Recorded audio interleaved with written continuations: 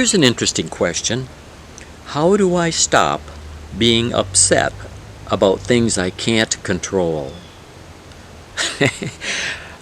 I think that's got to be on the minds of a lot of people. If there's one thing us human beings, and myself included, we like being in control. We like things. We might say we don't care if we're in control, but we sure would like things to go the way we expect and to turn out the way we want them to. Which is another way of saying we like to control things. We have our opinions on the way things should be. This is a word that I say in a lot of videos, so stop using that word, should. So how do I stop being upset about things I can't control? I think the key to that is the word acceptance. I know it's very hard. I've been in a number of groups, family members of people addicted to drugs, for example, and their loved one, often a child, is addicted to drugs, and it's very heartbreaking. It's tragic. And the family members struggle with it, and it tears them apart, and I certainly don't want to make light of that. It is a terrible thing. But I think the answer is to learn to accept the things as they are. And you know, there's a saying in the addiction community, and I hope I'm recalling it properly, or at least paraphrasing it accurately, but give me the wisdom to change the things I can, accept the things I can't change, and the wisdom to know the difference. And that's when it comes to being upset about things that we can't control. That is the key, acceptance. And yes, you know, it doesn't mean that if something is happening that we don't want to have happen, and it might be someone, a loved one that's addicted. It doesn't mean that if we accept and let go, accept the things the way they are, it doesn't mean that you're not a loving person. I think sometimes, and I've heard this in many groups and with individuals, that they have a feeling that if they stopped worrying and badgering the person, well, they do that because they love this addicted person.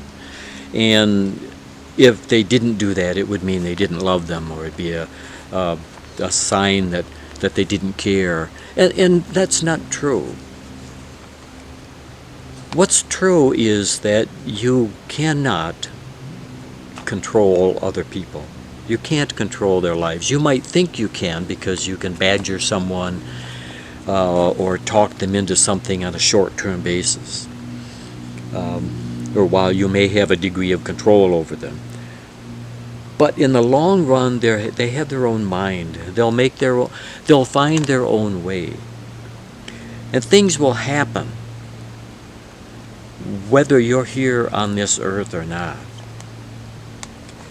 And if you were to die tomorrow, if I were to die tomorrow, the world will continue on. The world will go on. And so it's about accepting what is. It's not about not caring. We want people to do well. We want our loved ones to have good lives and happy lives. And we can want that, and we can do what we can do, make that happen. But we have to realize that people have the right to live their own lives. And we want to work on accepting the way the world is. Be the good person you are. Be the loving person you are. Be there to help and support.